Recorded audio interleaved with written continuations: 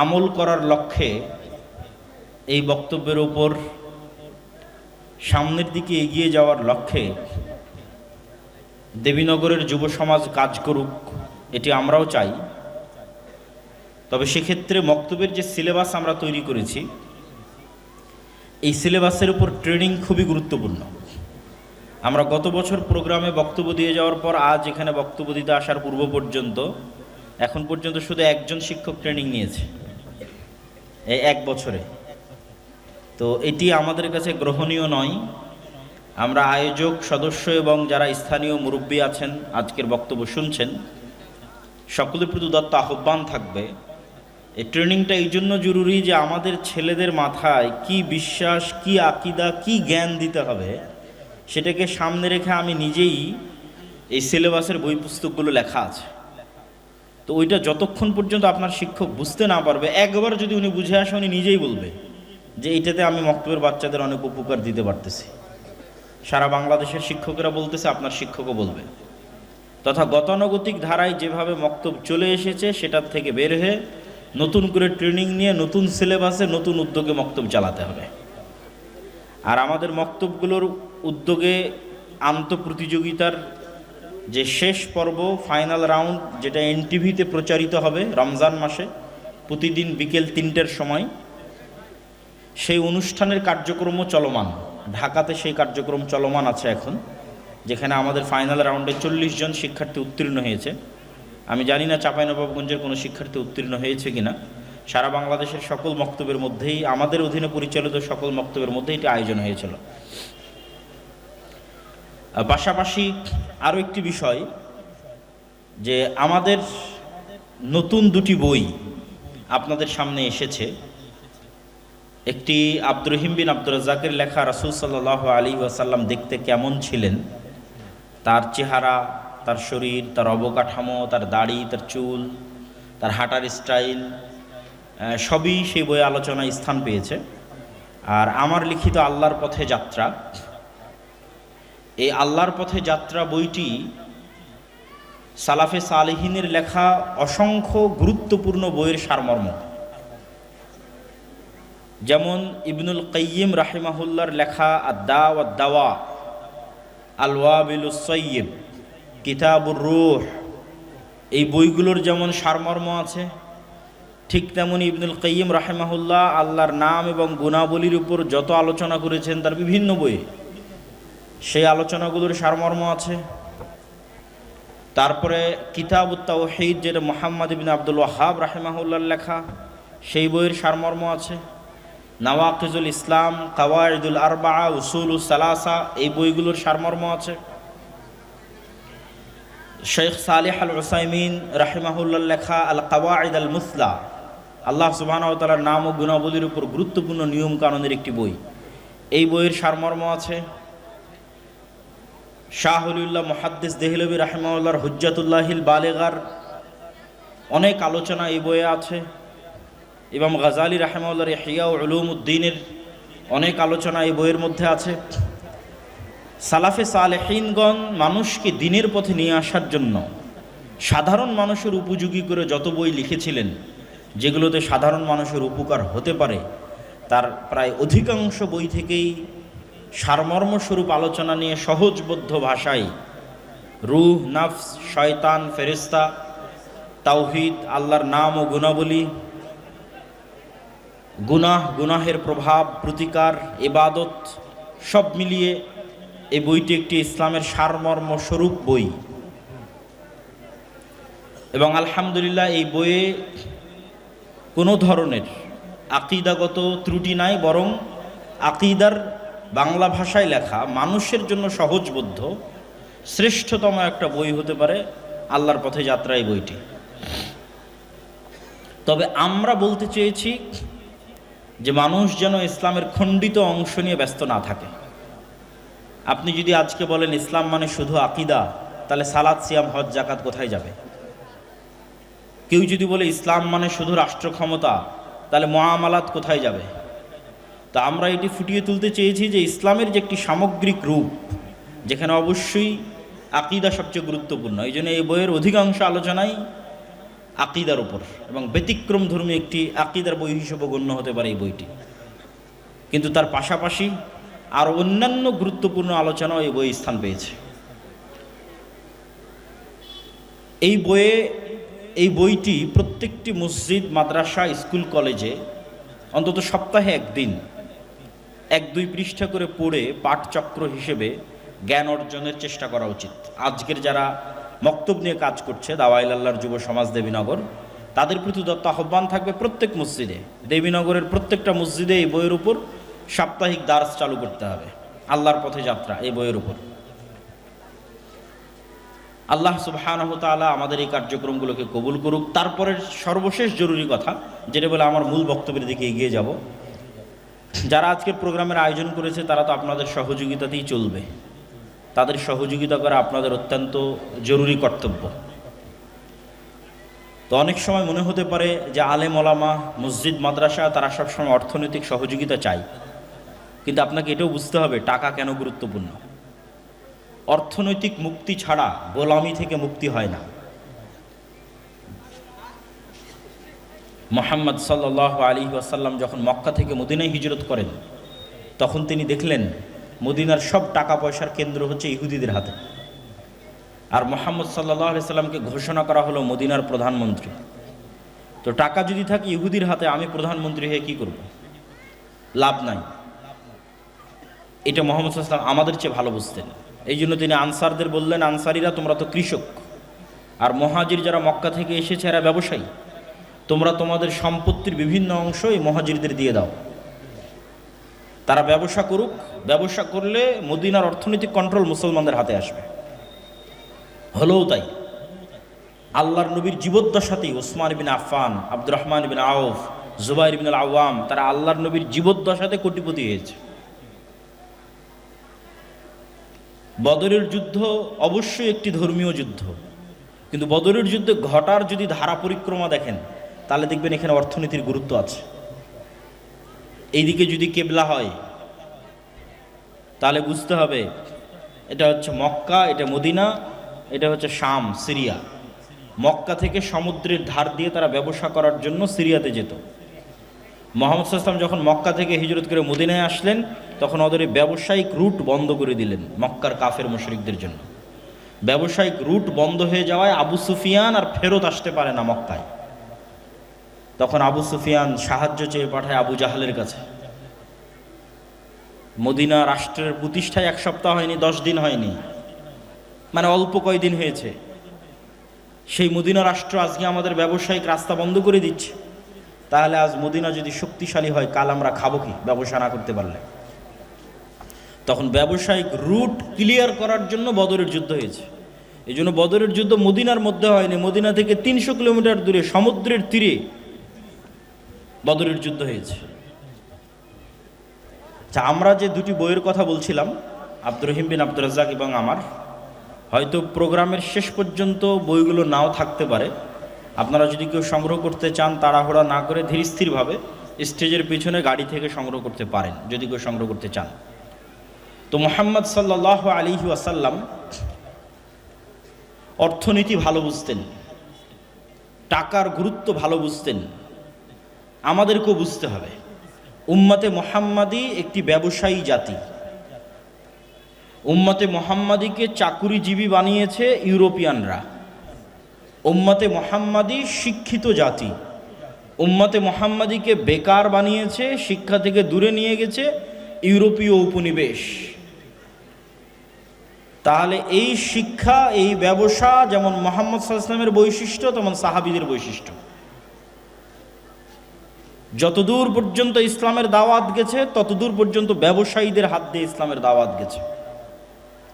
যত সাহাবীর জীবনী উঠাবেন, সব সাহাবীকে দেখবেন, অধিকাংশ সাহাবীকে দেখবেন নিজ বাড়িতে, নিজ ঘরে, নিজ এলাকায়, নিজ শহরে, নিজ জন্মস্থানে মারা যায়নি। ব্যবসার দাওয়াতের কাজে ছড়িয়ে পড়েছে, বিভিন্ন পৃথিবীর বিভিন্ন দিকে ছড়িয়ে গেছে। এক একজন এক এক জায়গায় মারা গেছে। কিন্তু উম্মতে মুহাম্মাদিকে এক নির্দিষ্ট জায়গাতেই, এক নির্দিষ্ট কাজেই চাকরের মতো থাকতে হবে, এই স্বভাব ইউরোপীয় উপনিবেশ থেকে এসেছে।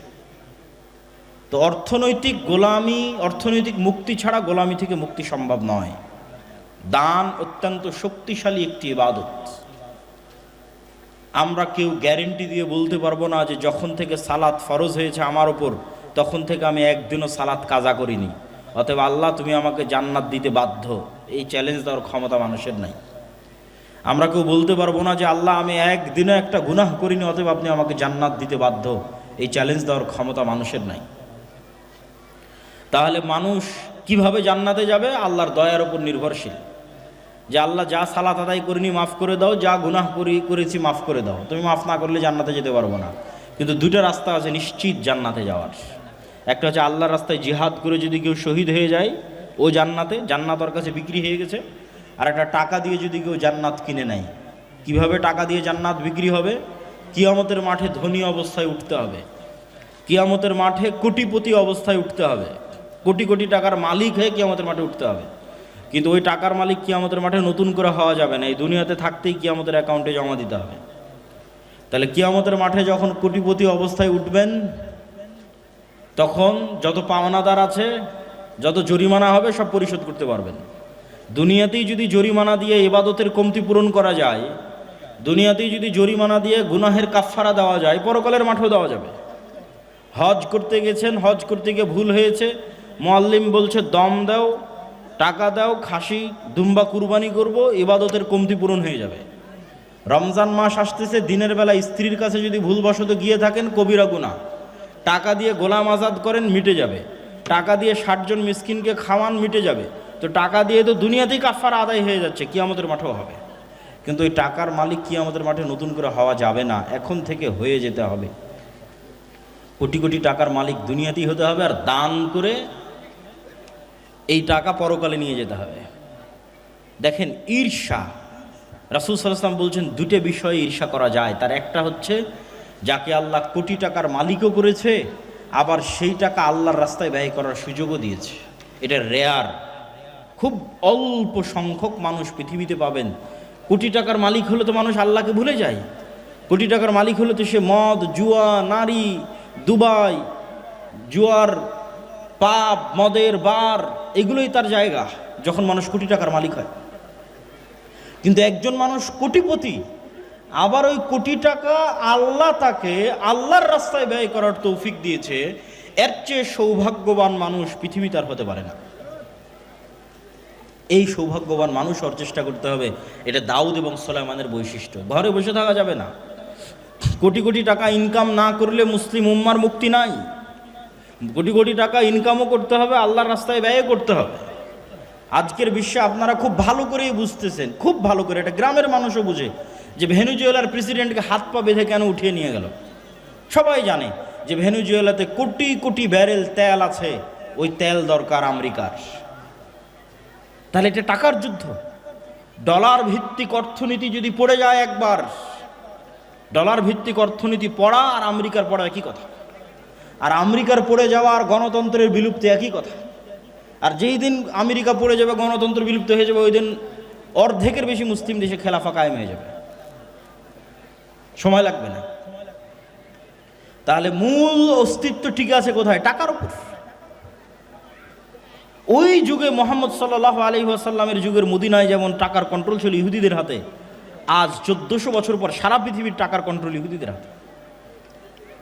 সব IMF বলেন, ওয়ার্ল্ড ব্যাংক বলেন, সুদি কারবারের মূল মহাজন হচ্ছে তারা।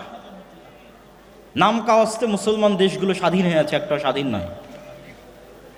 কেননা তারা সবাই টাকার কাছে বিক্রি হয়ে আছে, লোন নিয়ে, ঋণ নিয়ে। পাকিস্তান যতই শক্তিশালী হোক, বলুক আমার কাছে পারমাণবিক বম আছে, ওই পারমাণবিক বমের সুইচে বাটনে চাপ দিতে পারবে না আব্বাদের অনুমতি না হলে, যে আব্বাদের কাছ থেকে লোন নিয়ে রেখেছে। তাহলে গোলামিটা কোথায়? টাকার গোলামি। এই জন্য যতক্ষণ আপনি হালাল উপায়ে বেশি ইনকাম না করছেন, ক্যাশ টাকায়, লোনের টাকায় নয়, লোনের টাকা তো গোলামি। সুদের লোন গোলামি। কেননা সুদের লোন আপনাকে মিথ্যা বলা শিখাবে। আর সুদের লোনের বিষয়ে একটা মূলনীতি জেনে রাখেন। গত বক্তব্যে হয়তো বলেছিলাম, আমি যখনই এই নতুন ব্রিজ পার হওয়া থেকে আমার দাদির বাড়িতে পৌঁছা পর্যন্ত একবার গণার চেষ্টা করেছিলাম, অন্তত 20-এরও অধিক NGO প্রতিষ্ঠান আছে যারা ক্ষুদ্র ঋণ, সুদি ঋণ এই অঞ্চলে বিতরণ করে থাকে। তো কতগুলো সুদী প্রতিষ্ঠান আছে তা গণার চেষ্টা করেছিলাম, তো আমি গণে শেষ করতে পারিনি। এত বেশি সাইনবোর্ড আছে রাস্তার মোড়ে মোড়ে এত সুদী প্রতিষ্ঠানের, অথচ এই সুদ গোলামি কিভাবে। ইসলামের আগে একটা মূলনীতি বুঝে যান। ইসলামী সমাজ ব্যবস্থা কয়েকটা মূলনীতির উপর দাঁড়িয়ে আছে, তার একটা মূলনীতি হচ্ছে অল্পে সন্তুষ্ট থাকা। এটা একটা মূলনীতি। এই অল্পে সন্তুষ্ট থাকার উপর যতক্ষণ মুসলমানেরা তৈরি না হবে ততক্ষণ ইসলামী অর্থনীতি ডেভেলপ করা সম্ভব নয়, ইসলামী ব্যাংক বাস্তবায়ন করা সম্ভব নয়। এই অল্পে তুষ্টি কী জিনিস এবং আপনি ধনী হবেন কিভাবে, এই দুইটা একটা আর একটার সাথে ওতপ্রোতভাবে জড়িত। আপনাদের দেবীনগরের মানুষকে অনেক দিন অনেক বক্তব্য অনেক নাসিহা দিয়ে গেছে, আজকে ধনী হওয়ার রাস্তা বলে যায়। কেমনে ধনী হবেন? ধনী হওয়ার সহজ বুদ্ধি কি? এক নাম্বার, পৃথিবীতে ধনী হওয়ার কোনো শর্টকাট রাস্তা নাই। ধনী হওয়ার প্রত্যেক শর্টকাট রাস্তা হারাম। আমার সাথে একটু বলেন তো, ধনী হওয়ার প্রত্যেক শর্টকাট রাস্তা কি? হারাম। চোখ বন্ধ করে মনে করবেন। কেউ যদি এসে বলে ভাই এত টাকা এখানে ইনভেস্ট করলে এত দ্রুত তুমি এত টাকার মালিক হয়ে যাবে, নিশ্চিত জেনে রাখুন ওখানে কোথাও না কোথাও হারাম আছে। সেটা মাল্টি লেভেল মার্কেটিং হোক, সেটা ডেস্টিনির মতো প্রতিষ্ঠান হোক, সেটার যেটাই আপনার গ্রামগঞ্জে আসুক না কেন, ধনী হওয়ার কোনো শর্টকাট রাস্তা নেই। তাহলে ধনী কিভাবে হবে? কম্পাউন্ড ওয়েতে ধনী হবে। আপনাকে উদাহরণ দিয়ে বোঝায় বুঝতে পারবেন। আমার এই হাতে 50 লক্ষ টাকা আছে, এই হাতে 1 টাকা আছে। আপনাদেরকে আমি বললাম আপনি 50 লক্ষ টাকা নেবেন না এই 1 টাকা নেবেন, যে 1 টাকা প্রতিদিন দ্বিগুণ হবে। আজ 1 টাকা, কাল 2 টাকা, পরের দিন 4 টাকা, তারপর দিন 8 টাকা, তারপর দিন 16 টাকা। কয়দিন দ্বিগুণ হবে? 30 দিন। 30 দিন এই 1 টাকা দ্বিগুণ হবে। 50 লক্ষ টাকা নেবেন না 1 টাকা নেবেন? তো বেশিরভাগ মানুষ বসে বসে চিন্তা করতে পারে যে 2 টাকা 4 টাকা হবে, 4 টাকা 8 টাকা হবে, 8 টাকা 16 টাকা, 16 টাকা 32 টাকা, 30 দিন পর্যন্ত যেতে আর কতই বা হবে? 400-500 টাকার বেশি হওয়ার কথা না, হতে 50 লক্ষ টাকা নেই। কিন্তু এখান থেকে উঠে গিয়ে আপনি ক্যালকুলেটরে মারিয়েন, মোবাইলে তো ক্যালকুলেটর আছে, চ্যাট জিপিটি আছে, যে 1 টাকাকে দ্বিগুণ হারে বাড়াতে থাকলে 30তম দিনে গিয়ে এটা 1 কোটি টাকা পার হয়ে যায়। আর এই 50 লক্ষ টাকা আপনি নেবেন, এটা 50 লক্ষই আছে, আর এটা বাড়তে বাড়তে বাড়তে বাড়তে 1 কোটি পার হয়ে গেছে। তাহলে প্রতিদিন অল্প অল্প করে বাড়বে, এটা হলো ধনী হওয়ার রাস্তা। কেমনে ধনী হবেন? এই 50 লক্ষ টাকা আপনাকে দিয়ে দিলাম, দেবীনগরের প্রত্যেক মানুষকে বললাম নাও তোমাদের 50 লক্ষ টাকা দিয়ে দিচ্ছি। আজকে এখান থেকে উঠে গিয়ে যে বলবে আমি এই 50 লক্ষ টাকা দিয়ে একটা এসি কিনবো, একটা ফ্রিজ কিনবো, একটা মোটর সাইকেল কিনবো, একটা ভালো জামা কাপড় কিনবো, বাড়ি মাটির ছিল ভেঙে পাকা করব, এই জীবনে কোনো দিন ধনী হতে পারবে না। কেন ধনী হতে পারবে না? ওটাই অল্প তুষ্টির সাথে সম্পর্ক করে আলোচনা আপনাকে বুঝাচ্ছি। আর যাকে 50 লক্ষ টাকা দিলাম, এখান থেকে গিয়ে চিন্তা করতেছে আমার গায়ের জামা ছিঁড়া আছে, ছিঁড়াই থাক, আমার পায়ের স্যান্ডেল ছিঁড়া আছে, ছিঁড়াই থাক, বাড়ি মাটির আছে, মাটিরই থাক, বাড়িতে ফ্যান নাই দরকার নাই, বাড়িতে এসি নাই দরকার নাই, বাড়িতে ফ্রিজ নাই দরকার নাই। আগে চলো এই 50 লক্ষ টাকা এমন জায়গাতে ব্যয় করি যেখান থেকে আবার 1 টাকা ইনকাম হবে। এই মানুষ ধনী হয়ে যাবে, কোটিপতি হয়ে যাবে। সময় লাগবে, 30 বছর পর কোটিপতি হয়ে যাবে, 40 বছর পর কোটিপতি হয়ে যাবে। কেননা ও ওই রাস্তা জানে যে রাস্তায় গেলে কোটিপতি হওয়া যায়।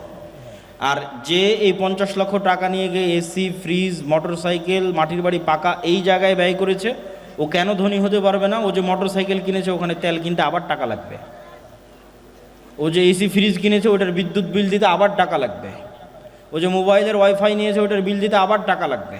তাহলে ও এমন জায়গাতে ব্যয় করেছে যেখান থেকে আরও খরচ বাড়তেছে। এভাবে ধনী হয় না। পৃথিবীর কোনো ধনী এই ওয়েতে ধনী হতে পারবে না। কোথায় ব্যয় করতে হবে? যেখানে খরচ হওয়া তো বহু দূরে থাক, খরচ বাড়া তো বহু দূরে থাক, পারলে আরও 1 টাকা ইনকাম হবে, সেখানে ব্যয় করতে হবে। এটা হলো ধনী হওয়ার রাস্তা। আর অল্পে তুষ্টি, এটার সাথে মিলিয়ে কি বলতে চাচ্ছি? ইসলামে সুদভিত্তিক লোন বহু পরে থাক, কর্জে হাসানা কেউ নিবে, যে কর্জে হাসানা ভাই আপনি আমাকে 10,000 টাকা দেন, আমি 2 মাস পর আপনাকে দিয়ে দিব। এটাকে আল্লাহ অনেক বড় নেকির কাজ বলেছে কোরআনে, ওমাই ইউকরিদুল্লাহ করজান হাসানা। কে আছে আল্লাহকে কর্জে হাসানা দিবে? কর্জে হাসানাকে আল্লাহ অনেক বড় ইবাদত বলেছে। তো এই কর্জে হাসানা কখন জায়েজ? আপনি কর্জে হাসানা দিয়ে এসি কিনতে পারেন, কর্জে হাসানা দিয়ে ফ্রিজ কিনতে পারেন। আমার ইসলামিক ফাইন্যান্সের জ্ঞান বলে ইসলামী শরীয়তে আমি যতটুকু জানি ততটুকু বলে যে বিলাসী পণ্য সুদ ভিত্তিক লোন দিয়ে ক্রয় করা তো বহু দূরে থাক, বিলাসী পণ্য কর্জে হাসানা নিয়েও কেনা যাবে কিনা, এটার হালালের দলিল কেউ দিতে পারবে কিনা আল্লাহ সুবহানাহু ওয়া তাআলা ভালো জানে, আমার জানা নাই। তাহলে কর্জে হাসানাটাই কখন নিতে পারবেন? সুদের লোন বহু পরে। কর্জে হাসানাটাই নিতে পারবেন যখন বিপদে, অ্যাক্সিডেন্ট করে মেডিকেলে আছেন, চিকিৎসা ব্যয় বহন করতে পারছেন না, মেয়ে ছেলেকে বিবাহ দিবেন, খরচ বহন করতে পারছেন না, বিশ্ববিদ্যালয়ে পড়াবেন, খরচ বহন করতে পারছেন না, ব্যবসাটা শুরু করবেন, টাকার ব্যবস্থা হচ্ছে না, এইরকম বিপদমূলক সময়ে কর্জে হাসানা নিতে পারেন। কিন্তু বিলাসী পণ্য, আমার ফ্রিজ না হলেও আমি খেয়ে বাঁচতে পারি, আমার এসি না হলেও আমি খেয়ে বাঁচতে পারি, আমার বাপদাদা বেঁচেছে, মোটর সাইকেল না হলেও আমি চলতে পারি, এই বিলাসী পণ্যগুলোর ক্ষেত্রে সুদি লোন তো বহু দূরের কথা, কর্জে হাসানাও হালাল কিনা তার প্রমাণ দেওয়া কঠিন আছে। কেননা ইসলামের অর্থনীতি দাঁড়িয়ে আছে অল্পে তুষ্ট থাকার উপর, অল্পে সন্তুষ্ট থাকার উপর। সম্মানিত উপস্থিতি, তো বক্তব্যের শুরুর এই অংশটুকু অর্থনীতির উপর, টাকা পয়সার উপর, দানের উপর দেওয়ার পিছনে কারণ এটাই ছিল, যারা আজকের প্রোগ্রামের আয়োজক তারা আপনাদের সহযোগিতার মুখাপেক্ষী। বেশি ইনকাম করতে হবে, বেশি ইনকাম আল্লাহ রাস্তায় দান করতে হবে, হালাল উপায়ে ইনকাম করতে হবে। চলেন বক্তব্যের মূল বিষয়বস্তুতে যাই। বক্তব্যের বিষয়বস্তু হচ্ছে উম্মাতে মুহাম্মাদি গোলামি থেকে কিভাবে মুক্তি পাবে, দাসত্ব থেকে কিভাবে মুক্তি পাবে, দাসত্ব থেকে মুক্তি পাওয়ার রাস্তা কি। আব্দুর রহিম তো আপনাদের সামনে কিছু আলোচনা করলো এবং আমিও সংক্ষিপ্ত ইতিমধ্যে বলে ফেলেছি, একটা পয়েন্ট তো শেষ করে ফেলেছি যে অর্থনৈতিক মুক্তি ছাড়া গোলামি থেকে মুক্তি হয় না। আর অর্থনৈতিক মুক্তির জন্য সুদবিহীন, কর্জবিহীন ক্যাশ টাকার মালিক হতে হবে, তাহলে স্বাধীন, তাহলে আপনি আর গোলাম নাই। সুদবিহীন, কর্জবিহীন ক্যাশ টাকার মালিক হতে হবে, তাহলে আপনি ধনী হয়ে গেছেন, স্বাধীন হয়ে গেছেন, স্বাধীনতার পথে আপনার যাত্রা শুরু হয়ে গেছে। আপনার মাথা উঁচু থাকবে, কোনোদিন নত হবে না, আপনাকে পৃথিবীর কেউ কোনোদিন কিনে নিতে পারবে না। সম্মানিত উপস্থিতি, আর কি রাস্তা আছে গোলামি থেকে মুক্তির? দুটো শর্ত পূরণ করতে হবে, শতভাগ তাওহীদপন্থী মুসলিম এবং শতভাগ ঈমান বিল গায়বে ইয়াকিন। আবারও বলি, শতভাগ তাওহীদপন্থী মুসলিম, শতভাগ ঈমান বিল গায়বে ইয়াকিন। আল্লামা ইকবাল তার কবিতার মধ্যে লিখেছেন, ये दौर अपने বারাহিম কি তালাশ মে হ্যাঁ। আজকের মুসলমানদের মুক্তির একটাই রাস্তা, মুসলমানদের মধ্যে ইব্রাহিম আলাইহিস সালাম নাই। একটা মুসলমান ইব্রাহিম হতে পারল না। মুসলমানেরা ওই দিনই মুক্তি পেয়ে যাবে যেই দিন মুসলমানেরা ইব্রাহিম হয়ে যাবে। তো আল্লামা ইকবাল লিখছে, আজকের যুগে মুসলমানদের খুব দরকার একজন ইব্রাহিম আলাইহিসসালাতু ওয়াসসালাম। কেন? ইব্রাহিম আলাইহিসসালাতু ওয়াসসালাম হচ্ছেন শতভাগ তাওহীদের আইকন, যাকে মুহাম্মদ সাল্লাল্লাহু আলাইহি ওয়াসাল্লাম আইকন মেনেছে। মিল্লাতা আবিকুম ইব্রাহিম, আমি তোমাদের পিতা, আমার পিতা ইব্রাহিমের মিল্লাতের অনুসারী। এটাই কোষ্টি পাথর সত্য মিথ্যার মানদণ্ডের। কে ইব্রাহিমের অনুসারী সেই সত্য, যে ইব্রাহিমের অনুসারী নয় সেই মিথ্যা। সবাই চেষ্টা করেছে নিজেকে প্রমাণ করার যে আমি ইব্রাহিমের অনুসারী। ইহুদিরাও চেষ্টা করছে প্রমাণ করার আমরা ইব্রাহিমের অনুসারী, খ্রিস্টানরাও চেষ্টা করছে প্রমাণ করার আমরা ইব্রাহিমের অনুসারী। আর মুহাম্মদ সাল্লাল্লাহু আলাইহি ওয়াসাল্লাম এসে কোরআন দিয়ে, তাওহীদ দিয়ে চ্যালেঞ্জ দিয়েছেন যে আমি ইব্রাহিমের উত্তরসূরি, আমি ইব্রাহিমের অনুসারী। কেন? ইব্রাহিম ছিল শতভাগ তাওহীদপন্থী, আমি মুহাম্মদ সাল্লাল্লাহু আলাইহি ওয়াসাল্লাম শতভাগ তাওহীদপন্থী। তাওহীদের আইকন ইব্রাহিম আলাইহিসসালাতু ওয়াসসালাম। দেবীনগরের মানুষ নিজেকে আহলে হাদিস দাবি করতে পারে, সালাফি দাবি করতে পারে, এটা ভালো কথা যে আহলে হাদিস এবং সালাফিরা কবর পূজা করে না, বড় শিরক থেকে তারা মুক্ত থাকে, তাবিজ কবজের আশ্রয় তারা নেয় না। কিন্তু তার মানে এই নয় যে আপনি ইব্রাহিম আলাইহিস সালাম হয়ে গেছেন। ইব্রাহিম আলাইহিস সালাম হওয়া অনেক দূরের পথ। কি পার্থক্য আছে আপনারা ইব্রাহিম আলাইহিস সালামের মধ্যে? ছোট্ট উদাহরণ দিলে বুঝবেন। আপনি দেবীনগরের একজন আহলে হাদিস সালাফি বলে নিজেকে দাবি করছেন, কবর মাজারে গিয়ে সিজদা দেন না, বড় শিরক থেকে মুক্ত, কিন্তু আপনি আবার বিড়ি এবং সিগারেটের নেশায় আসক্ত। আপনি আবার জুয়ার যে খেলাগুলো আছে সেই জুয়ার খেলায় আসক্ত। আপনি আবার যেখানে টাকার লেনদেন আছে অবৈধ, যেখানে ক্ষমতার স্বার্থ আছে, সেই ক্ষমতার স্বার্থ এবং টাকার স্বার্থের কাছে বিক্রি হয়ে গেছে। তাহলে কি বোঝা গেল? আপনার নিজের ইলাহ আপনার নাফস, আল্লাহ নয়। ও শায়েখ আব্দুর রাজ্জাক বিন ইউসুফ আজকে উপস্থিত হয়েছে, এটা নিয়ে দ্বিধাদ্বন্দ্বের কিছু নাই। উনি উপস্থিত হয়েছেন, পৌঁছে গেছেন, এখানে আসবেন অল্প কিছু সময়ের মধ্যে ইনশাআল্লাহ। সম্মানিত উপস্থিতি, তাহলে ওই ব্যক্তিটা নিজেকে তাওহীদপন্থী দাবি করলো, সে তাওহীদপন্থী কেন নয়? ইব্রাহিম আলাইহিস সালামের মতো ওর ইলাহ ওই কবর না হলেও, ওর ইলাহ হিন্দুদের ওই দেবদেবী মা কালী না হলেও, ওর ইলাহ ওর নিজের নাফস। ইলাহাহু হাওয়া, আল্লাহ কোরআনে বলেছে যে তারা ইলাহ বানিয়ে নিয়েছে নিজের নাফসকে, নিজের মনের প্রবৃত্তিকে ইলাহ বানিয়ে নিয়েছে। ওর মন চাচ্ছে বিড়ি সিগারেট খাবে, খাচ্ছে। ওর মন চাচ্ছে মদ জুয়া আড্ডা গাঞ্জার আড্ডায় ব্যস্ত থাকবে, থাকছে। ওর মন চাচ্ছে খেলার জুয়ায় ব্যস্ত থাকবে, থাকছে। তাহলে ও এখনো তার কালবে সব দিক থেকে আল্লাহকে প্রাধান্য দিতে পারেনি। শতভাগ ইব্রাহিম আলাইহিস সালামের মতো তাওহীদ মানে আল্লাহ যা ভালোবাসে আপনার কাল পাগলের মতো ওইটাকে ভালোবাসবে। আল্লাহ যা ঘৃণা করে আপনার কালব ওইটাকে পাগলের মতো ঘৃণা করবে। আল্লাহ সুবহানাহু ওয়া তাআলা যা করতে বলেছে আপনি ওটাকে পাগলের মতো করবেন। আল্লাহ যা করতে বিরত থাকতে বলেছে তা থেকে পাগলের মতো বিরত থাকবেন। আপনার কালব যেদিন এরকম পরিপূর্ণ স্বাধীন হয়ে যাবে, এখানে টাকার আধিপত্য নাই, ক্ষমতার আধিপত্য নাই, জুয়া নেশা বিড়ি সিগারেটের আধিপত্য নাই, এখানে নারীর আধিপত্য নাই, এখানে আধিপত্য আছে শুধু আল্লাহ সুবহানাহু ওয়া তাআলার, তখন এবার আপনি ইব্রাহিম আলাইহিস সালামের মতো শতভাগ তাওহীদপন্থী মুসলমান। এরকম মুসলমান ছাড়া উম্মতে মুহাম্মাদের মুক্তি সম্ভব নয়। 2 নম্বর বলেছি ঈমান বিল গায়বে ইয়াকিন। গায়েব কি? আব্দুর রহিম ফেরেশতার কথা বলছিল, এটাই গায়েব। আব্দুল্লাহ বিন আব্দুর রাজ্জাক উপস্থিত হয়েছে, এটা গায়েব নয়, চোখে দেখা যাচ্ছে। আব্দুর রাজ্জাক বিন ইউসুফ উপস্থিত হবে, এটা চোখে দেখা যাবে একটু পরেই। কিন্তু গায়েব কোনটা? এখানে ফেরেশতারা উপস্থিত হয়েছে, এটা গায়েব।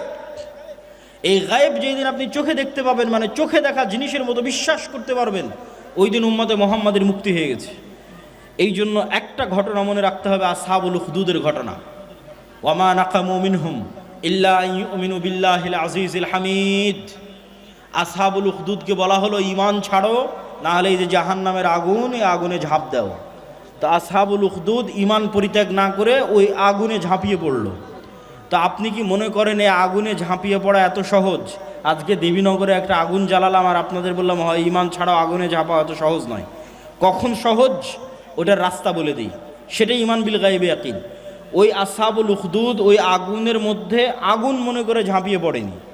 ওরা দেখতে পাচ্ছিল চাক্ষুষ যে আগুনই তো জান্নাত, এটা দেখতে পেয়েছে যে আমরা যে আগুনের মধ্যে ঢুকছি আমরা তো জান্নাতে ঢুকতেছি।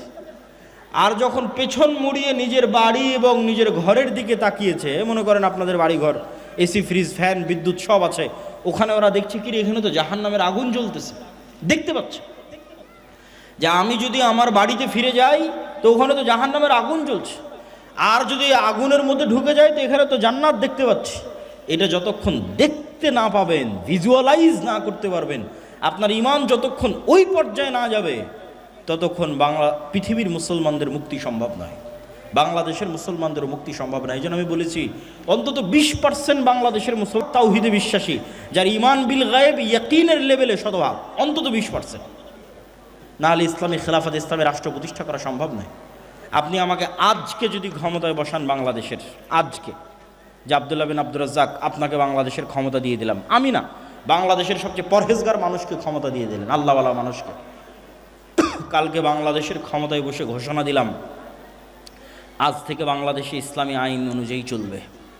ঘোষণা দেওয়ার 1 সেকেন্ডের মধ্যে আমেরিকা, ভারত থেকে শুরু করে যত দেশ আছে সব অর্থনৈতিক বয়কট দেবে, ডলার আসা বন্ধ হয়ে যাবে, IMF ওয়ার্ল্ড ব্যাংক তার লোন ফেরত চাইবে, বিদ্যুৎ সাপ্লাই বন্ধ হয়ে যাবে, যত রকমের বাধা আছে সব, ব্যবসা বাণিজ্য বন্ধ, গার্মেন্টস বন্ধ, সব বন্ধ। বিভিন্ন জায়গায় যারা প্রবাসে আছে তাদেরকে ধরে ধরে ফেরত পাঠাবে। তখন আপনি একদিনের মধ্যে দেখবেন আজ দেবীনগরে আমি যা যা সুযোগ সুবিধা পাচ্ছিলাম, আজ আব্দুল্লাহ বিন আব্দুর রাজ্জাক ক্ষমতায় যাওয়ায় সেই সুযোগ সুবিধা নাই। তখন 1 সপ্তাহের মধ্যে আপনি রাস্তায় নামবেন, এই আব্দুল্লাহ বিন আব্দুর রাজ্জাককে ক্ষমতা থেকে নামাও, আগের যেটা ছিল ওটাই ভালো, আমাদের ইসলামের দরকার নাই। কেন? আপনার ঈমান বিল গায়েবে ইয়াকিন তৈরি হয়নি। আপনি সেকুলার বস্তুবাদী দুনিয়ার মধ্যে আছেন, ওটার থেকে বের হয়ে যতক্ষণ না পরকালের উপর ইয়াকিন তৈরি না হয়েছে, যতক্ষণ না চোখ বন্ধ করলে নিজেকে জান্নাতে দেখতে না পাচ্ছেন অন্তত 20% মানুষ, ততক্ষণ পর্যন্ত এখানে ইসলামী রাষ্ট্র প্রতিষ্ঠা করা সম্ভব নয়। চোখ বন্ধ করলে আসহাবুল উখদুদের মতো জান্নাত দেখতে পাওয়ার মতো ঈমান অর্জন করতে হবে, পরকাল দেখতে পাওয়ার মতো ঈমান অর্জন করতে হবে। যেই দিন আমরা ওই ঈমানের স্তরে পৌঁছে যাব সেই দিন আমাদের মুক্তি সুনিশ্চিত। এবং এটার জন্যই আল্লাহর পথে যাত্রা বই, এই বইটি আপনাদের পড়তে হবে। পয়েন্ট নাম্বার 4, শিক্ষা এবং জ্ঞান, সত্যবাদিতা এবং ন্যায়পরায়ণতা। বানু ইসরাইল এবং বানু ইসমাইলের মধ্যে পার্থক্য কি? ইসরাইল আর ইসমাইল, ইসহাক আর ইসমাইল, ইসহাকের সন্তান আর ইসমাইলের সন্তান, এদের মধ্যে পার্থক্য কি? একজনকে ইব্রাহিম আলাইহিস সালাম রাখলেন জেরুজালেমে, আর একজনকে রাখলেন মক্কায়। জেরুজালেম থেকে ইসহাকের সন্তানেরা কোথায় চলে গেল? ইয়াকুব, ইউসুফ চলে গেল মিশর। মিশরে গিয়ে 300 বছরের গোলাম হলো ফেরাউনের। ফেরাউনের 300-400 বছরের গোলামির পর মুসা আলাইহিস সালামের হাত দিয়ে মুক্তি। এ হলো বানু ইসরাইল। বানু ইসরাইলরা ইতিহাসের লম্বা সময়ে কখনো গোলাম কখনো স্বাধীন, কিন্তু ফেরাউনের দীর্ঘ গোলামির কারণে এরা মিথ্যা, ধোঁকা, দুর্নীতি, 2 নাম্বারি রাস্তা, জুয়ার চুরি এগুলো শিখে নিয়েছিল। এই জন্য আল্লাহ যখন বলল শনিবারের দিন মাছ ধরা যাবে না, ওরা শনিবারের দিন মাছগুলো আটকে রেখে রবিবারের দিন ধরলো। মাছ ওগুলোই ধরলো যেগুলো শনিবারে এসেছিল, কিন্তু আল্লাহকে দেখালো যে আল্লাহ শনিবারে তো ধরিনি, রবিবারে ধরেছে। এই যে ধোঁকাবাজি বুদ্ধি কোথায় থেকে শিখলো? ফেরাউনের গোলাম থাকা অবস্থায় শিখেছে। এবার বানু ইসমাইল থাকতো মক্কায়। মক্কায় নদী আছে? নাই। সমুদ্র আছে? নাই। আবাদ হয়? নাই, কিচ্ছু নাই। তাহলে মক্কা মানুষ কেন দখল করবে? কেউ কোনোদিন মক্কা দখল করতে যায়নি। ফলত ইসমাইলের সন্তানেরা কোনোদিন গোলাম হয়নি। একবার মাত্র আব্রাহা, তাও টাকার কারণে নয়, ইবাদতের কারণে কাবা ঘর ধ্বংস করতে গেছিল। দখল করে রাখবে এটা উদ্দেশ্য ছিল না। ও ইয়েমানে একটা কাবা ঘর বানিয়েছিল, সেখানে মানুষ যেত না, সেই রাগে ও কাবা ঘর ধ্বংস করতে এসেছিল, ব্যর্থ হয়েছে। তো মুহাম্মদ সাল্লাল্লাহু আলাইহি ওয়াসাল্লাম পর্যন্ত ইসমাইলের সন্তানেরা কেউ কোনোদিন গোলাম ছিল না, কৃতদাস ছিল না। যেহেতু গোলাম ছিল না, সেহেতু ইসমাইলের সন্তানেরা বেশিরভাগই মিথ্যা, 2 নাম্বারি, ধোঁকা, জুয়ার চুরি এগুলো জানতো না। আপনি ইতিহাস ঘেঁটে দেখেন, আব্দুল মোত্তালেব আল্লাহর নবীর দাদা, কাফের মুশরিক, কিন্তু মিথ্যুক, 2 নাম্বারি করেছে, কারো টাকা মেরে দিয়েছে, ধোঁকাবাজি করেছে, এটা ইতিহাস থেকে পাবেন না। আল্লাহর নবীর চাচা আবু তালেব কাফের মুশরিক অবস্থায় মৃত্যু হয়েছে, কিন্তু ধোঁকাবাজ, ওয়াদা খেলাফকারী, টাকা নিয়ে মেরে দেয়, জবরদখল করে, অন্যায়কারী, এরকম কোনো ইতিহাস আবু তালেবের জীবনী থেকে খুঁজে বের করতে পারবেন না। থাকতে পারে, মানুষের মধ্যে খারাপ ভালো থাকবে, ইসমাইলের সন্তানেরা সবাই ভালো এটাও বলবো না, কিন্তু অধিকাংশই তারা গোলামি যেহেতু করেনি, ফলত তারা মিথ্যা, ধোঁকাবাজি এই জিনিসগুলো জানতো না, ঠিক যেমন মুহাম্মদ সাল্লাল্লাহু আলাইহি ওয়াসাল্লাম জানতো না। তাহলে কি বোঝা গেল? গোলামির সাথে মিথ্যা, দুর্নীতি, ধোঁকাবাজি সম্পৃক্ত। যে গোলাম হবে ও অটোমেটিক এই জিনিসগুলো শিখে যাবে। তো উম্মতে মুহাম্মাদি যেহেতু বানু ইসমাইল, এরাও কোনোদিন মিথ্যা, ধোঁকাবাজি জানতো না। মানুষ এদের সততা দেখে ইসলাম গ্রহণ করেছে, কিন্তু যখন ইউরোপ এদেরকে গোলাম বানিয়ে রেখেছে 300 বছর, এই ভারত, বাংলাদেশ, পাকিস্তানি 190 বছর, তখন এই গোলামির সময়ে এরা মিথ্যা বলা শিখে নিয়েছে, ধোঁকাবাজি 2 নাম্বারই শিখে নিয়েছে। আব্দুর রহিম তো সুন্নাতের কথা বলল, গাজার সুন্নাতের অনুসরণের কথা বলল। আমি আরেকটা উদাহরণ দিয়ে যাই, যে গাজায় যত ত্রাণ বিতরণ হয়, এই ত্রাণ বিতরণ নিয়ে যে সিন্ডিকেট আছে, এই সিন্ডিকেটের পার্সেন্টেজ ইহুদিদের হাতে যায় না। এই সিন্ডিকেট জর্দান, মিশর এবং ওই ফিলিস্তিনের অভ্যন্তরের মুসলমান, এদের টপ লেভেলের যারা আছে এরা এই সিন্ডিকেট মেনটেন করে। তাহলে মিশরে যেই জিনিসের দাম 10 টাকা, গাজার মধ্যে ওই জিনিসের দাম 500 টাকা। কে বাড়ালো 500 টাকা? এটা একটা সিন্ডিকেট। এই সিন্ডিকেট সব মুসলমান, এটা ইহুদিরা নয়। তাহলে এদের মধ্যে স্বভাব ঢুকে গেছে বানু ইসরাইলের, গোলামির স্বভাব, মিথ্যা, ধোঁকা, 2 নাম্বারি, জুয়ার চুরি, জোর জবরদস্তি, তাহলে এরা কিভাবে নেতা হবে, কিভাবে নেতৃত্ব দিবে, কিভাবে স্বাধীন হবে, কিভাবে আজাদ হবে? সম্ভব নয়। এই জন্য সত্যবাদিতা, ন্যায়পরায়ণতা একটা মানদণ্ড, যেই মানদণ্ড দিয়ে উম্মতে মুহাম্মাদি নেতা হতে পারে, নেতা হওয়া সম্ভব। তো আমাদের উপর গণতন্ত্রকে চাপিয়ে দেওয়া আছে গোলাম তৈরির কারখানা হিসেবে। গণতন্ত্র হচ্ছে গোলাম বানানোর কারখানা। এখান থেকে কি তৈরি হয় বলেন তো? গণতন্ত্র থেকে কি তৈরি হয়? একটু জোরে বলতে হবে, কি তৈরি হয়? গোলাম তৈরি হয়। কিভাবে?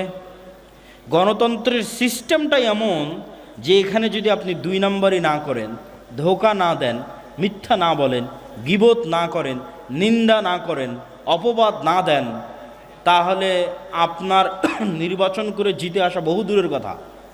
একই দলের একই আসনের মনোনয়ন প্রার্থী যদি 10 জন থাকে, তাহলে সবাই মিলে যদি এই 2 নম্বর ধোঁকাবাজি, দুর্নীতি, টাকা পয়সার লেনদেন, গীবত, তহমত এই রাস্তা অবলম্বন না করে, তাহলে জীবনেও মনোনয়নই নিয়ে আসতে পারবে না। এমপি নির্বাচিত হওয়া তো বহু পরে। তাহলে এমপি নির্বাচিত হওয়া পর্যন্ত যতগুলো স্টেপ আছে, প্রত্যেকটা স্টেপ মিথ্যা দিয়ে পরিপূর্ণ। সারা বাংলাদেশের সবাই জানে নির্বাচন কমিশনারে যত এমপি তাদের হলফনামা জমা দিয়েছে, এদের 90% মিথ্যা হলফনামা জমা দিয়েছে। কে জানে না? সবাই জানে। তাহলে পুরো সিস্টেমটা তৈরি হয়ে আছে মিথ্যার উপর। তাহলে এবার বুঝেন, এই মিথ্যা, দুর্নীতি, ধোঁকাবাজির সিস্টেমের মধ্যে দিয়ে 300 এমপি নির্বাচিত হয়েছে।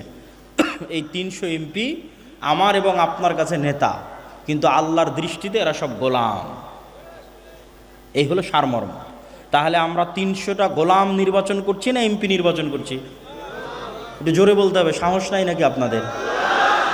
গোলাম নির্বাচন করছি। এই গোলাম যেহেতু একদম নিম্ন লেভেল থেকে দুর্নীতি করে অভ্যস্ত, এই গোলাম যেদিন এমপি হবে, এই গোলাম যেদিন মিনিস্টার হবে, এই গোলাম যেদিন প্রাইম মিনিস্টার হবে, সেই দিন এই গোলামকে কিনে নেওয়া ভারত আর আমেরিকার 2 মিনিটের ব্যাপার। কেননা ও তো আগে থেকেই টাকার কাছে বিক্রি হয়ে আছে। তাহলে যতক্ষণ আপনি সত্যবাদিতা, ন্যায়পরায়ণতার উপর না দাঁড় করাতে পেরেছেন জাতিকে, ততক্ষণ পর্যন্ত নেতা তৈরি হবে না, গোলাম তৈরি হবে। সে এমপি হলেও গোলাম, সে মিনিস্টার হলেও গোলাম, সে প্রাইম মিনিস্টার হলেও গোলাম। এই জন্যই তো শরীফ ওসমান হাদির মতো যুবকেরা, যারা এই গণতন্ত্রের মতো নিকৃষ্ট এই পদ্ধতির মধ্যে থেকেও চেষ্টা করেছিল সত্যবাদিতা, ন্যায়পরায়ণতার উপর অটল থাকতে, গণতন্ত্র তাদের সহ্য করতে পারেনি, গুলি করে উড়িয়ে দিয়েছে। কেননা এটা হুমকি। এরকম সত্যবাদী, এরকম ন্যায়পরায়ণ 500 জন যুবক, এরকম ন্যায়পরায়ণ, সত্যবাদী, শিক্ষিত, জ্ঞানী গুণী 500 যুবক যদি বাংলাদেশে তৈরি হয়ে যায়, তাহলে শুধু বাংলাদেশে ইসলাম প্রতিষ্ঠা সম্ভব নয়, সারা পৃথিবী বিজয় করা সম্ভব। কিন্তু এই গুণগুলো থাকতে হবে। ঈমান বিল গায়বে ইয়াকিন থাকতে হবে, শতভাগ তাওহীদ থাকতে হবে, জ্ঞান এবং শিক্ষা থাকতে হবে, সত্যবাদিতা, ন্যায়পরায়ণতা থাকতে হবে, অর্থনৈতিক মুক্তি থাকতে হবে। আর সর্বশেষ 2টা জিনিস লাগবে আল্লাহর সাহায্যের জন্য, যেটা বলে আমার বক্তব্য শেষ করব। আল্লাহর সাহায্য ছাড়া ইসলাম এবং মুসলমানদের মুক্তি সম্ভব নয়। আল্লাহর সাহায্য ছাড়া ইসলাম এবং মুসলমানদের বিজয় সম্ভব নয়। ইসলাম এবং মুসলমানদের বিজয়ের পূর্ব শর্তই আল্লাহর সাহায্য। আমি আপনি কে? মুহাম্মদ সাল্লাল্লাহু আলাইহি ওয়াসাল্লামের বিজয় হয়নি আল্লাহর সাহায্য ছাড়া। উনি বদরে বিজয় নেওয়ার জন্য আগের রাতে লম্বা সালাত আদায় করছেন। আবু বকর রাদিয়াল্লাহু তাআলা আনহু বলছেন, কাফাকা মুনাশাদাতাকা রব্বাক, যথেষ্ট হয়েছে, এত দোয়া করতে হয়, এত লম্বা সালাত আদায় করতে হয়।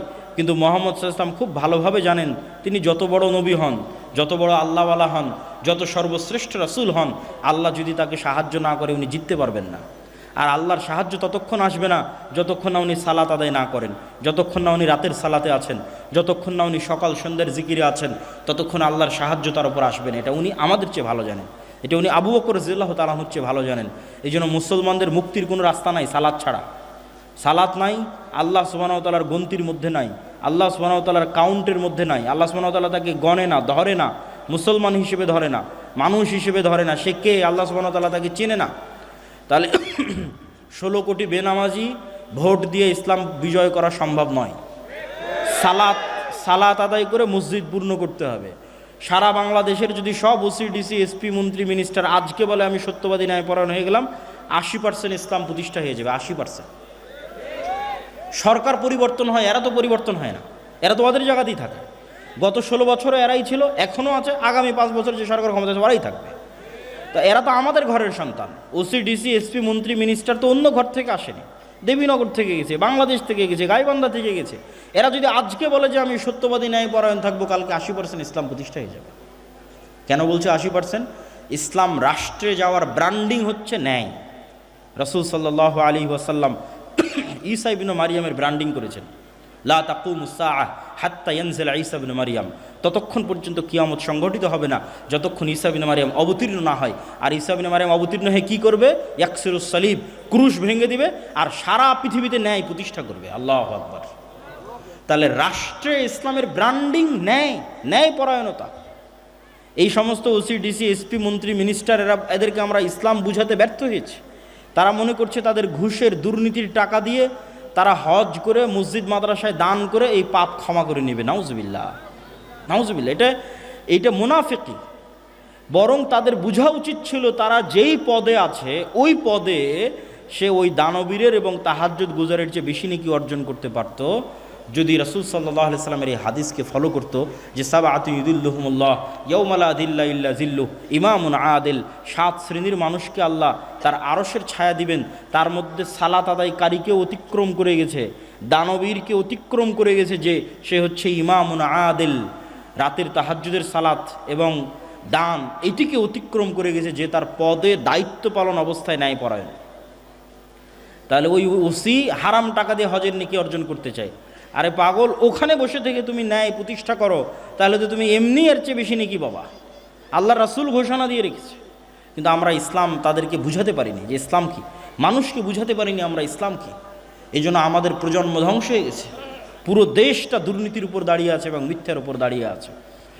বলছিলাম আল্লাহর সাহায্য, মুহাম্মদ সাল্লাল্লাহু আলাইহি ওয়াসাল্লাম আল্লাহর সাহায্য ছাড়া জয়লাভ করতে পারেনি। আর আল্লাহর সাহায্য আনার জন্য 2টা জিনিস লাগবে, সালাত এবং জিকির। এইটা বলে আমার সংক্ষিপ্ত বক্তব্য শেষ করব।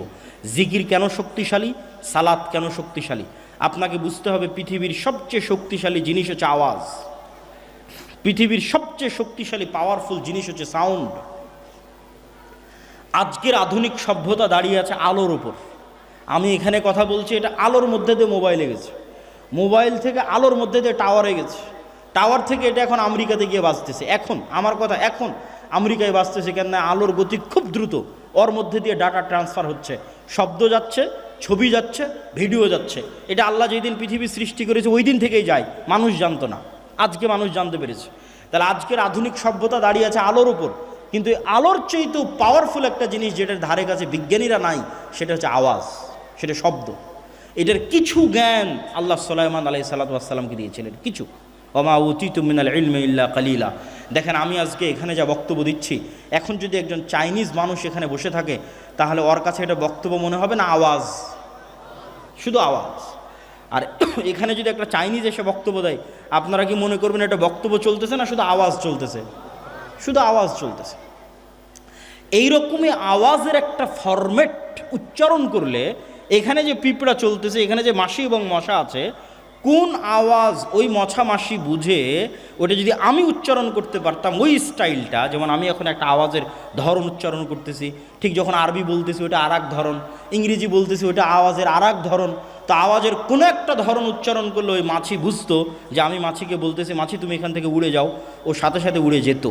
আওয়াজের কোনো একটা ধরন উচ্চারণ করলে পাখি বুঝতো এবং পাখি আমার কথা বুঝে বলতেও পারতো, আমিও তার কথা বুঝতে পারতাম। এই জ্ঞান আল্লাহ সুলাইমান আলাইহিস সালাতু ওয়াস সালামকে দিয়েছিলেন। পুরো পৃথিবীর সব কিছু আওয়াজ বুঝে, আওয়াজ শুনে। আওয়াজ পৃথিবীর সবচেয়ে শক্তিশালী টেকনোলজির নাম। সুলাইমান আলাইহিস সালাতু ওয়াস সালাম বললেন রানী বিলকিসের সিংহাসনকে নিয়ে আসতে হবে। ক্বালা ইফরিতুম মিনাল জিন, ইফরিত নামক জিন বলল আপনি যেখানে বসে আছেন ওখান থেকে উঠার পূর্বে সিংহাসন নিয়ে আসব। আর একজন আল্লাযী ইনদাহু ইলমুম মিনাল কিতাব, সে জিন না মানুষ তার বর্ণনা কোরআনের আয়াতে নাই, কিন্তু কোরআনের আয়াতে বলা হচ্ছে যে আর একজন যাকে আল্লাহ কিতাবের জ্ঞান দিয়েছিল, সে বলল আপনার চোখের পলক পড়ার পূর্বে সিংহাসন এখানে উপস্থিত হবে। তো কোরআনের ধারা বিবরণীতে বোঝা যাচ্ছে জিন নিয়ে আসতো গায়ের শক্তিতে, আর যে বলল চোখের পলকে নিয়ে আসবো, এ নিয়ে আসবে জ্ঞানের শক্তিতে। সে জ্ঞান কি? কিছু মুফাসসির লিখেছেন আল্লাহু আলাম, আল্লাহ ভালো জানে, তবে ঠিকও হতে পারে যে তার কাছে ইলমুম মিনাল কিতাব, কিতাবের কি জ্ঞান ছিল। কিছু মুফাসসির লিখেছেন লাওহে মাহফুজের বিশেষ জিকির, আল্লাহ সুবহানাহু তাআলার বিশেষ কোনো জিকিরের জ্ঞান ওই ব্যক্তির কাছে অথবা ওই জিনের কাছে ছিল, যেটা বলা হচ্ছে আল্লাহ জিন্দাহু ইলমুম মিনাল কিতাব, যে জিকির উচ্চারণ করে চোখের পলকে সিংহাসনকে ওখান থেকে সুলাইমান আলাইহিস সালাতু ওয়াস সালামের সামনে নিয়ে আসা হয়েছে। শব্দের চেয়ে পাওয়ারফুল কিছু পৃথিবীতে নাই। আল্লাহ সুবহানাহু তাআলা এই পুরো পৃথিবীকে টিকিয়ে রেখেছেন শব্দের উপর, আওয়াজের উপর। এই পুরো পৃথিবীকে ধ্বংস করে দিবেন আওয়াজ দিয়ে, ইসরাফিলের বাঁশির আওয়াজ দিয়ে পৃথিবী ধ্বংস হয়ে যাবে। এই সিস্টেম আল্লাহই তৈরি করেছেন। আল্লাহ সুবহানাহু ওয়া তাআলা যখন মানুষকে পুনরুজ্জীবিত করবেন তখন ইসরাফিলের বাঁশির আওয়াজ দিয়েই পুনরুজ্জীবিত করবেন। এই সিস্টেম আল্লাহরই তৈরি করা। আল্লাহ বলছেন ইউসাব্বিহু লিল্লাহি মা ফিস সামাওয়াতি ওয়া মা ফিল আরজ, আসমান জমিন এবং তার নিচে যা কিছু আছে, এই পেপার, এই মাইক, এই মোবাইল, কাপড়, প্যান্ডেল, মাটি, গাছপালা, জীবজন্তু, জড়বস্তু, জড় পদার্থ, কীটপতঙ্গ, পঙ্গপাল সব 24 ঘন্টা আল্লাহর তাসবিহ পাঠ করতেছে, মানে আওয়াজ করতেছে, আওয়াজ হচ্ছে। কিন্তু ওই পিঁপড়ার চলার আওয়াজ যেমন আমি শুনতে পাই না, এদের আওয়াজ আমি শুনতে পারতেছি না। শুধু এটাই নয়, এরা শুধু আওয়াজ করতেছে না, এরা আওয়াজ বুঝে। মুয়াজ্জিন যখন আজান দেয় তখন মুয়াজ্জিনের আওয়াজ যতদূর পর্যন্ত যায় প্রত্যেক জীবজন্তু, জড়বস্তু, জড় পদার্থ, কীটপতঙ্গ, পঙ্গপাল ওই আওয়াজটা বুঝে যে আল্লাহু আকবার বলা হলো, এবং এটার পক্ষে কিয়ামতের মাঠে সাক্ষী দিবে আল্লাহু আকবার। তাহলে এবার বুঝেন, আশা করি আমি বুঝাতে পেরেছি যে আওয়াজ খুব পাওয়ারফুল একটা কিছু। এবার বুঝেন আমাদের কাছে যে কোরআন আছে, এই কোরআন কার আওয়াজ? একটু জোরে বলেন তো, কোরআন কার আওয়াজ? আল্লাহর আওয়াজ। এটা আল্লাহর শব্দ, আল্লাহর বাক্য। এই জন্য তাজবিদের গুরুত্ব আছে। কেননা মুহাম্মদ সাল্লাল্লাহু আলাইহি সাল্লাম যেইভাবে উচ্চারণ করেছেন, উচ্চারণ যদি ওইভাবে হয় তাহলে জিবরাইলের সাথে মিলবে, জিবরাইলের সাথে মিললে লাউহে মাহফুজের সাথে মিলবে, লাউহে মাহফুজের সাথে মিললে আল্লাহর সাথে মিলবে। আল্লাহু আকবার। এটা আল্লাহ সুবহানাহু ওয়া তাআলার নিজের আওয়াজ। এই জন্য এটা আফজালুজ জিকির, শ্রেষ্ঠতম জিকির। এই জন্য কোরআন যদি মানুষ অর্থ না বুঝেও পড়ে, শুধু যদি ওই ফরম্যাট উচ্চারণ করে, ওই সাউন্ড উচ্চারণ করে কোরআনের, তবুও মানুষ সকল উপকার পাবে কোরআনের। জিন, জাদু, বদনজর, রহমত, বরকত যা দরকার মানুষের, সবচেয়ে শক্তিশালী জিনিস আল্লাহ সুবহানাহু ওয়া তাআলা উম্মতে মুহাম্মাদীকে দিয়েছে, সেটা কোরআন। কিন্তু এই কোরআন থেকে আমরা দূরে। তাহলে আমরা কি শিখব আর কি করব আর কেমনে আমরা মুক্তি পাবো আর কেমনে আমরা উন্নতি হব? সালাত কেন সর্বশ্রেষ্ঠ ইবাদত? কেননা সালাতও একটা জিকির। আকিমিস সালাত আলি যিকরি। মানুষের কালবের উচিত 24 ঘন্টা আল্লাহর জিকির করা, কিন্তু 24 ঘন্টা পারে না যেহেতু, এই জন্য সর্বনিম্ন 5 বার অন্তত আল্লাহকে স্মরণ করতে হবে, না হলে আল্লাহর গণনার খাতা থেকে বাদ চলে যাবে। ওই 5 বার জিকির করার যে সিস্টেম, সেটা হচ্ছে সালাত। দিনে রাতে 24 ঘন্টায় 5 বার অন্তত আল্লাহকে মসজিদে গিয়ে স্মরণ করতে হবে। আর এই কালব যতক্ষণ আল্লাহ সুবহানাহু ওয়া তাআলার সাথে সংশ্লিষ্ট, কানেক্টেড না থাকবে, ততক্ষণ আল্লাহর সাহায্য আসবে না। আল্লাহ সুবহানাহু ওয়া তাআলা মুসা আলাইহিস সালামকে বলেছেন, ওয়ালা তানিয়া ফি যিকরি, আমাকে জিকির করতে, স্মরণ করতে ভুলিও না। কল্পনা করেন, এমনি কল্পনা করেন যে মুসা আলাইহিস সালাতু ওয়াস সালাম 1 সপ্তাহ থেকে সালাত আদায় করে না, 1 সপ্তাহ থেকে আল্লাহর জিকির করে না, তাহলে আজকে যদি মুসা আলাইহিস সালাম লাঠি ছাড়ে, সাপ হবে না। কেন? মুসা আলাইহিস সালামের কালব আল্লাহর থেকে ডিসকানেক্টেড হয়ে গেছে। তাহলে ওনার হাতের যে লাঠি, ওটাও ডিঅ্যাক্টিভেট হয়ে গেছে, আর কাজ করতেছে না, আর কাজ করবে না, অ্যাক্টিভেট নাই। যতক্ষণ এই কালব আল্লাহর সাথে কানেক্টেড, ততক্ষণ এই পিছনে যদি বিশাল ফেরাউনের বাহিনীও থাকে আর সামনে যদি বিশাল সমুদ্র থাকে, তখন এই লাঠিও কাজ করবে। কেননা কালব আল্লাহ সুবহানাহু ওয়া তাআলার সাথে সম্পৃক্ত আছে, কানেক্টেড আছে। এই জন্য উম্মতে মুহাম্মাদের বাঁচার রাস্তা সালাত, উম্মতে মুহাম্মাদের বাঁচার রাস্তা জিকির। এবং সালাতের ক্ষেত্রে 5 ওয়াক্ত সালাতের পরে রাতের সালাত। সালাতের এতটুকু বলে শেষ করি। আজকে আমরা যেই ইন্টারনেট, যেই মোবাইলের যোগাযোগের মাধ্যমে 1000 কিলোমিটার দূরে বসে থাকা আমেরিকার কোনো শিক্ষকের কাছে হয়তো ক্লাস করতেছি, জুমে, গুগল মিটে, লাইভে, হোয়াটসঅ্যাপে, ফেসবুকে সরাসরি দেখতেছি। এইটা যেমন প্রযুক্তি, এর চাইতে হাজারো লক্ষ কোটি গুণ শ্রেষ্ঠতম প্রযুক্তি হচ্ছে সালাত। যেটা জমিনে বসে থেকে যে কেউ এই প্রযুক্তি, এই মাধ্যম, এটা অবলম্বন করে 7 আসমানে থাকা রব্বুল আলামিনের সাথে লাইভ কানেক্টেড হয়ে যেতে পারবে। বলেন আল্লাহু আকবার। আমি হাদিসের অনুবাদ আমার ভাষায় করলাম। রাসূল সাল্লাল্লাহু আলাইহি ওয়াসাল্লাম বলেছেন, মানুষ যখন সিজদার দিকে তাকিয়ে থাকবে এবং তার অন্তর যখন আল্লাহ সুবহানাহু ওয়া তাআলার সাথে কানেক্টেড থাকবে, সালাতে যখন দাঁড়াবে, যতক্ষণ সালাতে তার মনোযোগ থাকবে, ততক্ষণ আল্লাহ সুবহানাহু ওয়া তাআলা তার মুখোমুখি থাকবেন। যখন সালাতে তার অন্তর অমনোযোগী হয়ে যাবে তখন আল্লাহ সুবহানাহু ওয়া তাআলার বান্দার মুখোমুখি থাকেন না। এটার ব্যাখ্যা ইবনুল কাইয়িম রাহিমাহুল্লাহ লিখেছেন যে আল্লাহ সুবহানাহু ওয়া তাআলা নূরের পর্দা সরিয়ে বান্দার সরাসরি মুখোমুখি হন। আর সেটাকে আমি আরও সহজ ভাষায় বুঝার জন্য বললাম যে জমিনে বসে থেকে রব্বুল আলামিনের সাথে, সাত আসমানের সাথে সরাসরি সংযোগ তৈরি করার পৃথিবীর একমাত্র প্রযুক্তি হচ্ছে সালাত। এই জন্য সূর্যগ্রহণে সালাত, চন্দ্রগ্রহণে সালাত, বৃষ্টি প্রার্থনায় সালাত, জানাজায় সালাত, বিপদ আপদে সালাত। সালাত ছাড়া উম্মতে মুহাম্মাদির বাঁচার কোনো রাস্তা নাই। জিকির ছাড়া, কোরআন ছাড়া উম্মতে মুহাম্মাদির বাঁচার কোনো রাস্তা নাই। আল্লাহ সুবহানাহু ওয়া তাআলা আমাদের আজকের এই বক্তব্যের উপর আমল করার এবং আল্লাহর পথে যাত্রা এই বইটি প্রত্যেক মসজিদ, মাদ্রাসা, স্কুল, কলেজ সেগুলোতে বাস্তবায়ন করার এবং প্রতি সপ্তাহে অন্তত একটা পাঠচক্র আয়োজন করার তৌফিক দান করুক। আল্লাহুম্মা আমিন। ওয়া আখিরু দাওয়ানা আনিল হামদুলিল্লাহি রাব্বিল আলামিন। আসসালামু আলাইকুম ওয়া রাহমাতুল্লাহি ওয়া বারাকাতুহু।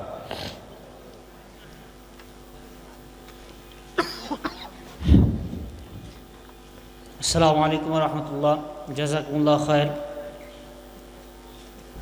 সম্মানিত উপস্থিতি, আপনারা দেখতে পাচ্ছেন আমাদের মাঝে উপস্থিত হয়েছেন আমাদের আকাঙ্ক্ষিত মেহমান শেখ আব্দুর রাজ্জাক বিন ইউসুফ হাফিজাহুল্লাহ। তেনাকে আমরা এখন এ পর্যায়ে বক্তব্য নিয়ে আসছেন দেবীনগরের কৃতি সন্তান, দেবনাগরের গৌরব শেখ আব্দুর রাজ্জাক বিন ইউসুফ হাফিজাহুল্লাহ। ওনাকে বক্তব্য রাখার জন্য বিশেষভাবে অনুরোধ জানাচ্ছি।